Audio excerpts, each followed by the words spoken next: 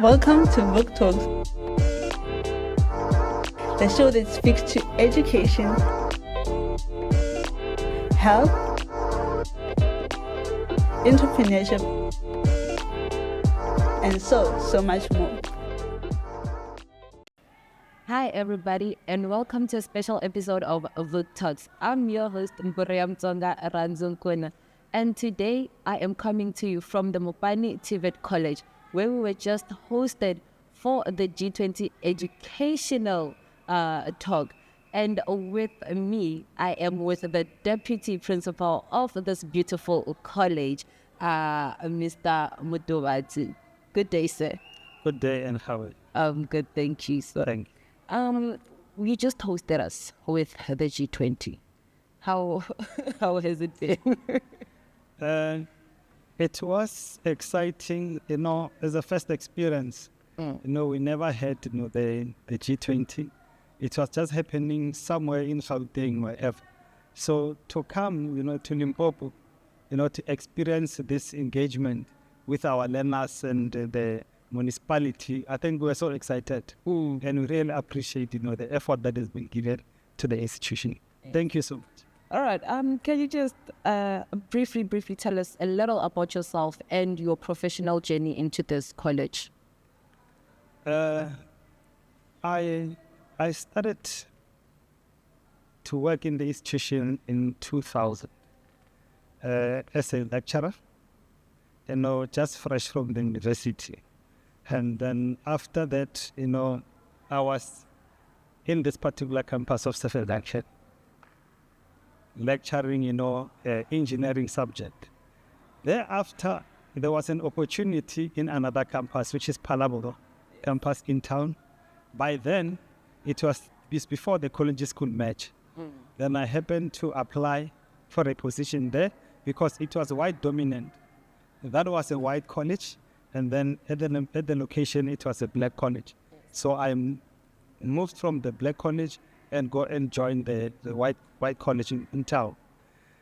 Through the experience, of the white colleges, there was a time where institutions had to merge, where the Sefeld campus and Palaboro campus, and by then Mopani campus, had to merge and come up with one institution.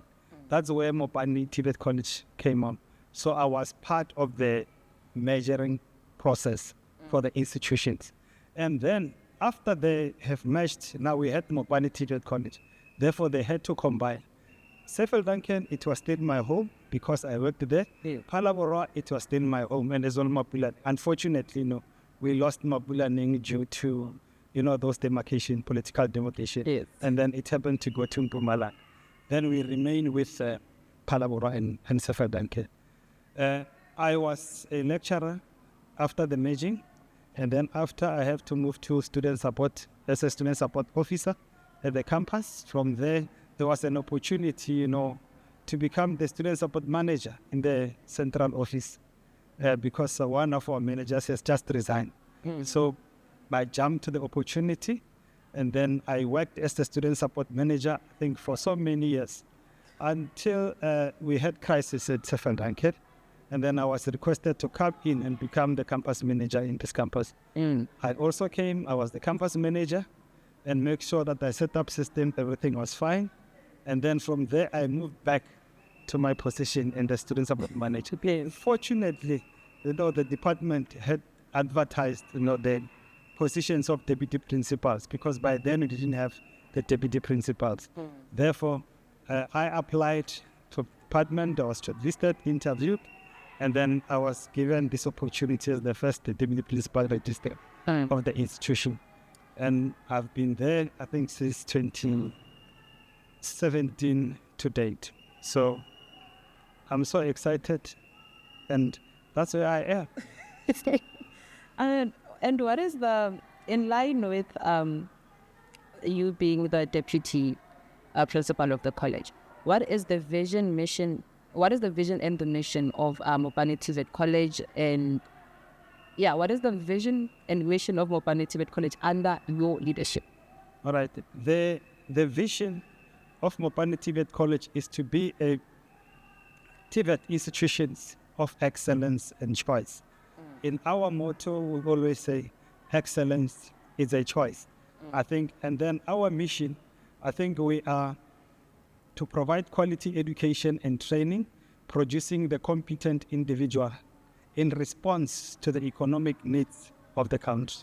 So we need to be responsive in whatever we do. So these skills are not for us, but are for the country. So we need to prepare the learners in that way. So that's our mission. How does Mopani TVET College position itself within the South African higher education and skills development landscape? And Mopani, we call ourselves, as a game changer. Yeah. When you look at the current situation, what is happening, the country needs critical skills. Young people are not employed because of the shortage of the skills. As an institution, we have decided to offer the critical skills shortage. What do we do in terms of that? We have partnerships with the industry.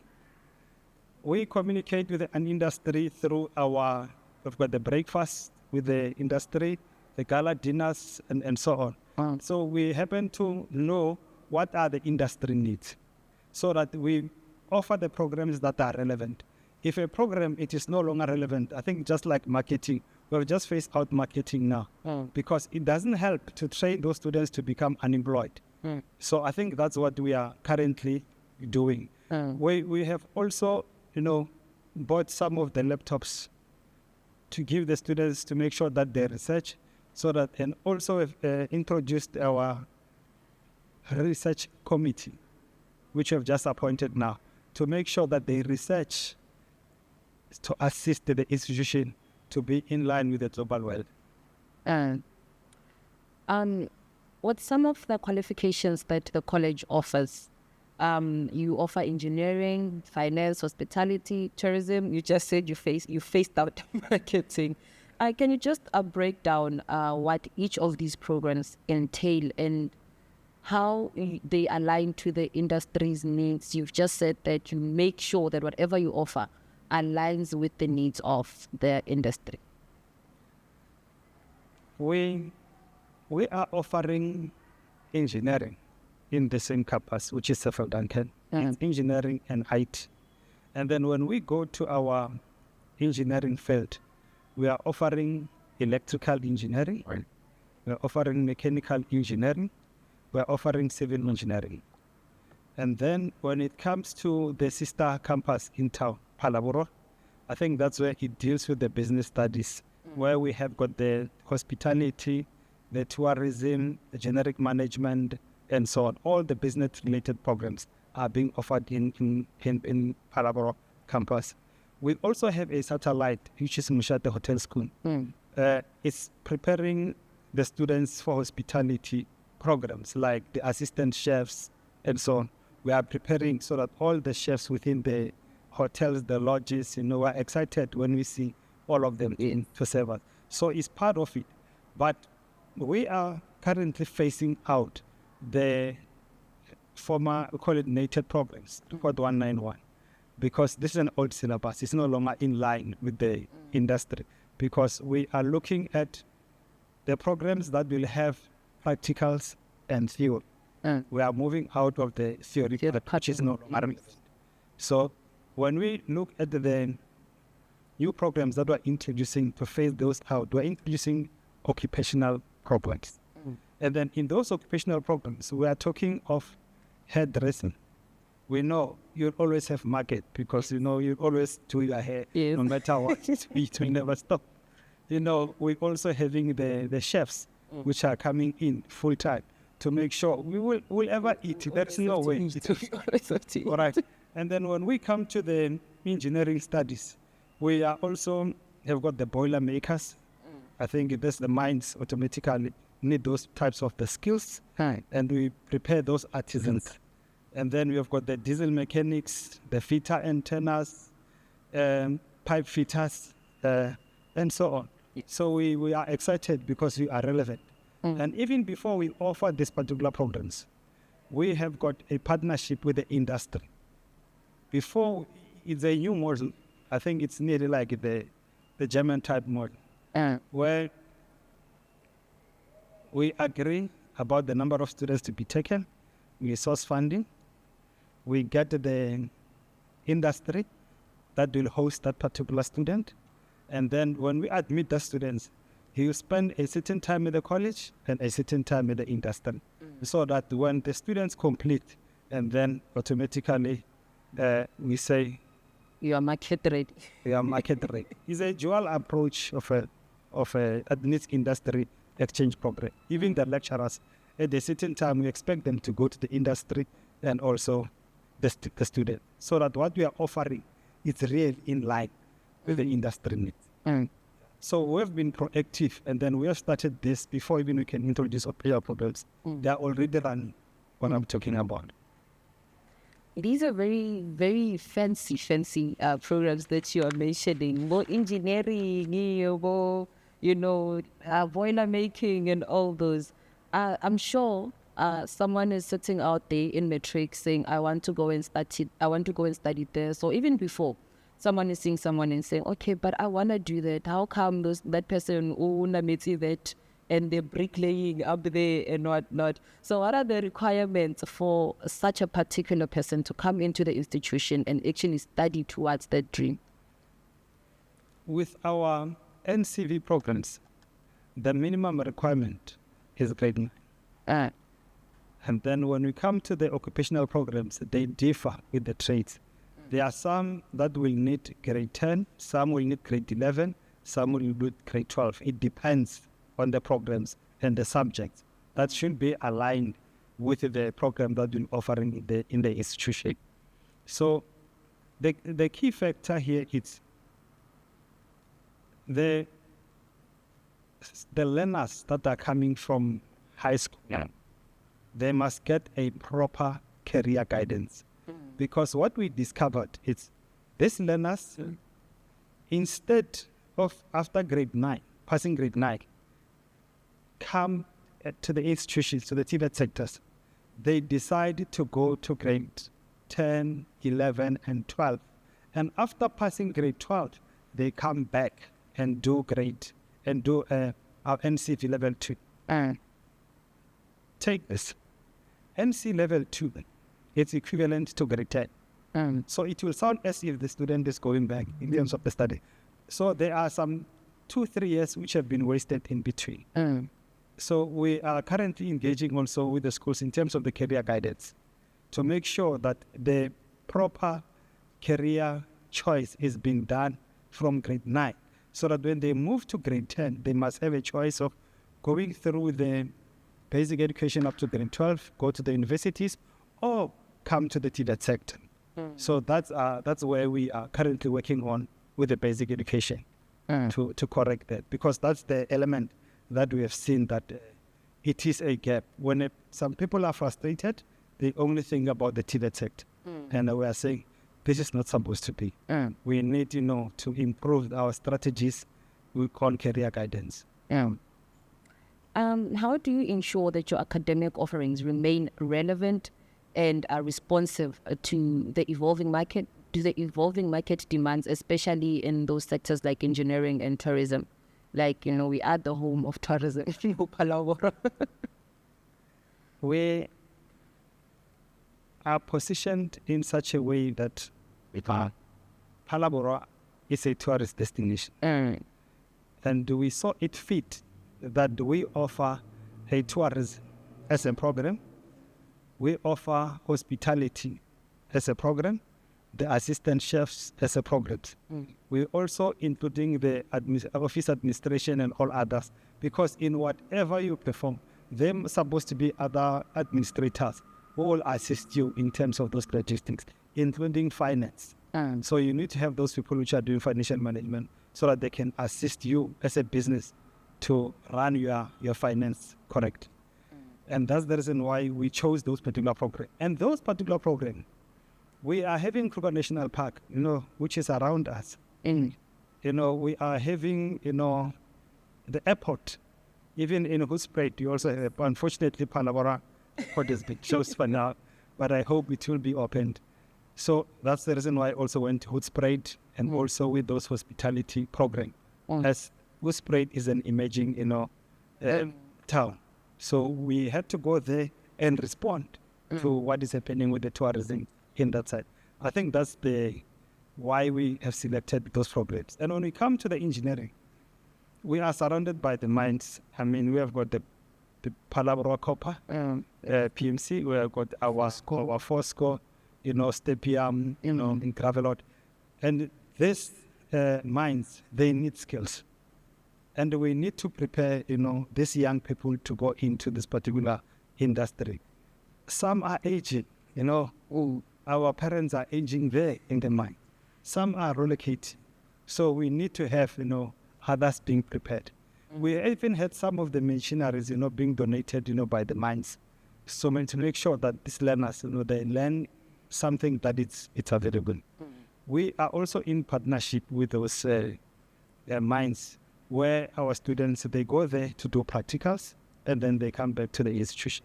And even our lecturing staff, even now as I speak, we have got lecturers which are there in first mine. We have placed them there for a period of 3 months. After 3 months, then they come back. So whatever we know they are learning, it's aligned with the industry. So we don't have that particular challenge because we keep on engaging. If they are changing, they need a certain skill, we sit to engage and see how we resolve as an institution. And what learnership programs are available at Mopani TVET College and across all its sister campuses? When I look at the number of learnerships that we have already, offered our community, Yes, I think it's huge. It depending on funding, we normally don't offer at the same time. Yeah, so there are those that we get funding and offer them this year, and then the following year, and then we get others. Let me just give an example. In the engineering field, we find that we have got the welding, becomes a learnership, and then we have got the carpentry, the plumbing. These people are fixing, our toilets and all other. You really need those particular skills because you give them the short skill, they become the entrepreneurs themselves there. So that when we need the services in our houses, then they come in and assist us. Quickly so. And then we are having also those who are doing also the cyber securities, the mobile repairs. We have some who are doing the swing, to prepare. Those are short skills, And then we also have the poultry farming, the bricklaying, assistant chef. It's a lot. I think we always have a lot. Yes. But normally we partner with some of the sitters to assist us in terms of funding. Then we house these people from the community for a very short period of time, and then they get certificate, and then they go. And even some of the students, they even get employment, while they are doing some of the practicals during the learnerships, of which we really appreciate to say. This means we are really making an impact to the young people out there. For those that want to study at Mopani TVET College, how can they reach the institution? We have got our website. If they can go to the Mopani TVET College website, they will find us there. And all our information is available in the website. And also the times when we are opening the registration cycles. We have got different registration cycles. I think this week we have just closed, a registration cycle for semester 2. And in August, we'll be opening our online application for trimester 3. These are trimester programs in the engineering for the native programs, which we are currently facing them out. And then for the annual ones, the TVET month starts on the 1st of August. So we are going to open our application for 2026 on the 1st of August for all our programs that are going to be offered in 2026. So we urge, everyone who's interested to study with us to go to our website and apply. And then after they've applied online, we will respond to them also. And even our registration, they don't have to come to the institution. Yeah. Even our registration is done online. Online. So when you come at the college, this means you're going to start with the classes and to collect a student card, and then we are sorted.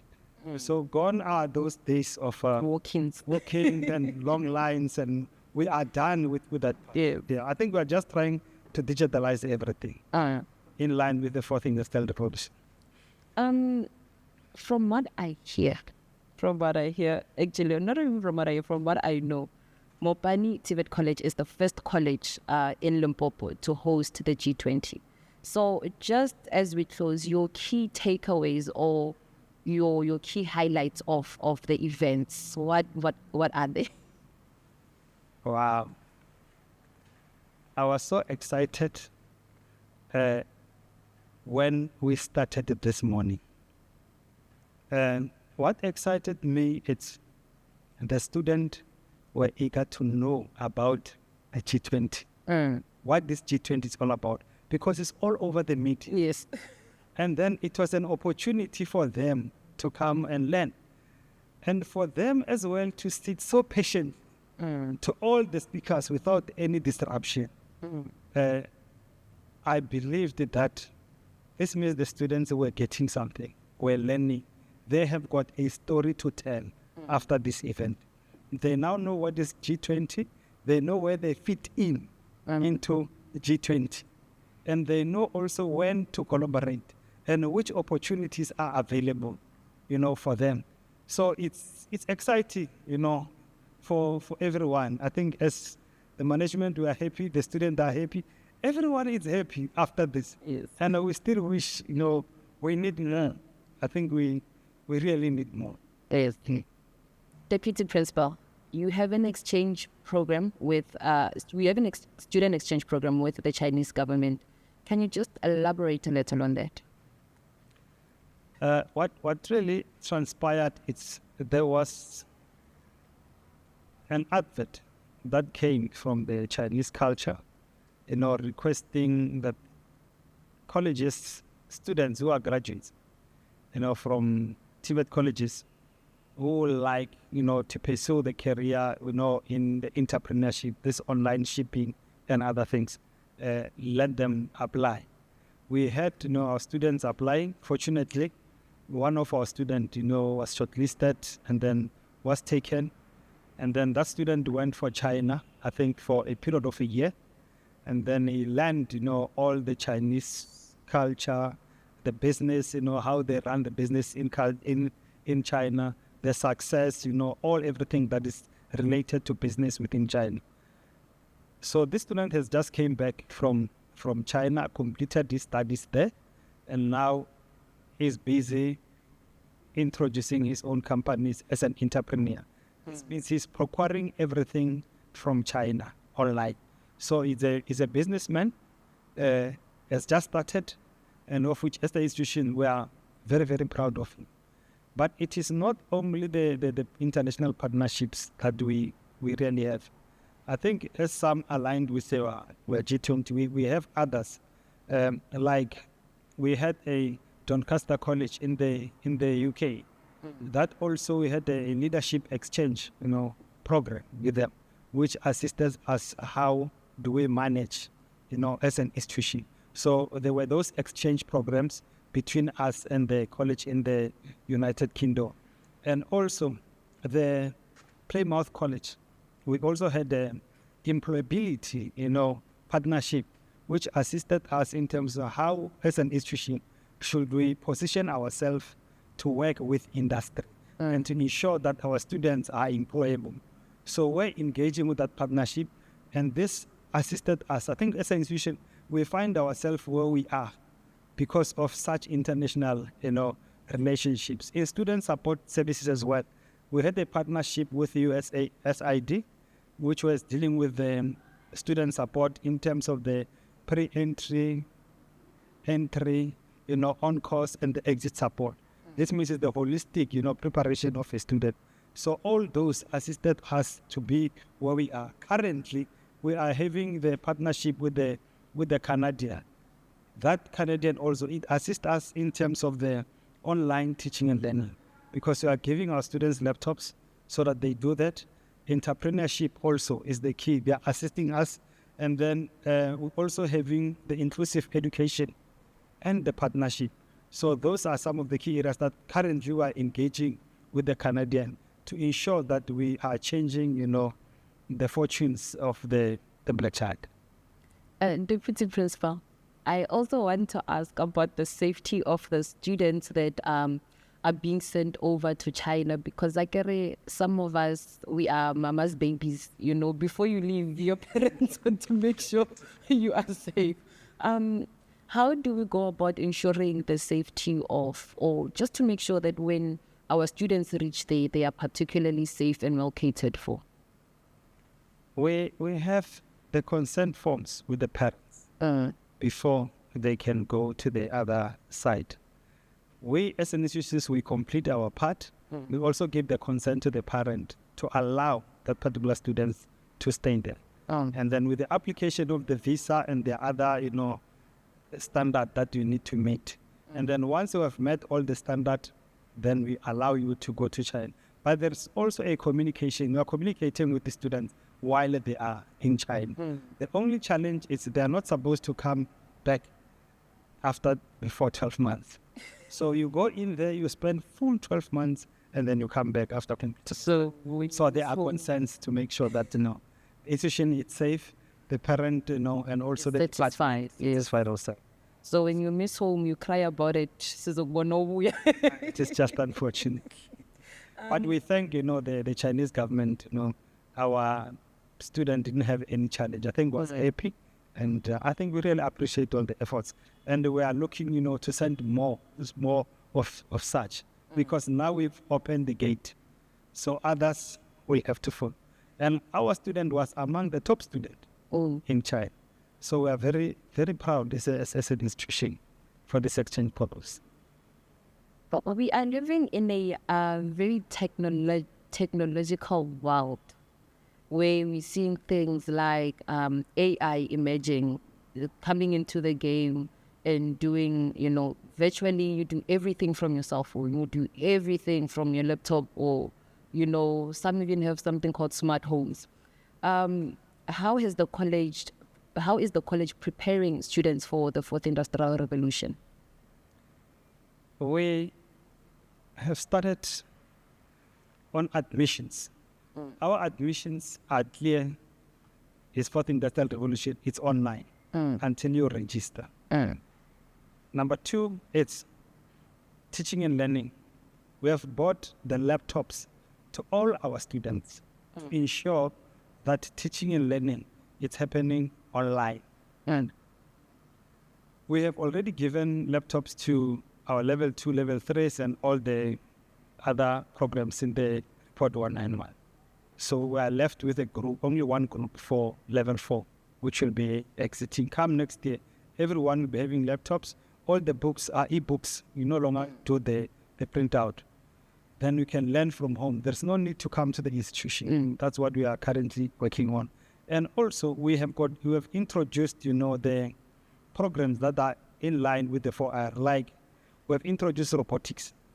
So that as a program in the campus to make sure that the students, they learn, how to do these robots and all other things. We are also doing the mechatronics. So those are some of the programs that are supporting the 4IR. We are also converting some of the classrooms, to become simulation rooms so that theory, you can do it online, but when you come in and then it's technology. I think we are moving to digitalizing almost everything that we have. And so that's how we are moving as an institution. We are so excited, and then we are digitalizing everything. Are TVET colleges still relevant today? And will they still be relevant after or post to 2025? And also, what advice would you give a young person who is especially saying they want to come to get a TVET education? The TVET colleges is the future of this country. The TVET colleges is the solution of the challenges faced by our old municipalities in terms of the skills. The TVET colleges is the future in terms of the entrepreneurship to address the unemployment rate of this country. When our our learners get a proper career guidance early, it will equip them with different skills so that when they are approaching level 4, then they are able to take informed decision whether they can proceed to the higher institutions in terms of universities, as they will be admitted, they will qualify for that, or they will go to employment and seek for the employment. And take note that if they take the employment route, the TVET colleges are partnering with the industry. The programs that are offered in the TVET sector are aligned with the industry needs. So it becomes the solution to the industry when they go that side. And also, if they become entrepreneur, because you started with the entrepreneurship education earlier now within the TVET sector, so that when they complete their studies, they will be having more information in terms of the entrepreneurship approach. That equips them to go and open up the businesses. The expectation is after completing your studies, we don't expect a TVET student to say, I am searching for work. I mean, you have got skills, you have got everything. What do? You open up a business, you create employment yourself, you become an employer, and then you become the solutions to the need of the community. You are solving those crises in that regard. If we go back to the municipalities, they've got the challenges of water, electricity. I think that's what's always being said. But we have got the plumbers that we are developing, which needs to go to the municipality. Fortunately, we are in a good partnership with our local municipality, where all our plumbers, after graduating, the municipality just absorbed them. They are at the municipality now to becoming the solution of the water crisis that we have. The issues of electricity also, once you have more of the knowledgeable, skilled young people, it becomes a solution, no longer a crisis. So in the TVET sector, what we are addressing is we are providing the solution to the country. So the TVET sector is the way to go. Let me give a certain scenario. You want to build something. And whatever you want to build, how many artisans are you going to, which are coming from the TVET, which you are going to employ? You are going to employ a lot of artisans for that structure to be constructed. If it's a bridge, or it can be a huge building, flats and so on. Because you will need so many builders, you will need so many plumbers, you will need electricians, so you will need a lot to do that. But when you go to a person who's an engineer coming from the university, I think you're going to employ only one. So when you look at the number that went to the university and also those who went to the TVET, you will see that majority of those in the TVET now are making the difference. And they can also provide those skills by creating the small piece jobs. Yeah. You want to wire houses, you are struggling. You are building a small, 3-room. You cannot wire the house. They will come and they will do it for you. So TVET is the future. Thank you very much. Thank you very much for your time. Thank you very much for opening your doors to us. I really, really hope you do have a wonderful, wonderful day. Thank you so much.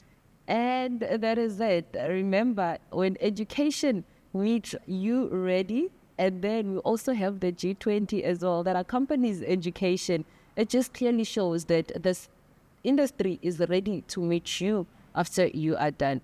So do enjoy the rest of your day. And this was VUK Talks.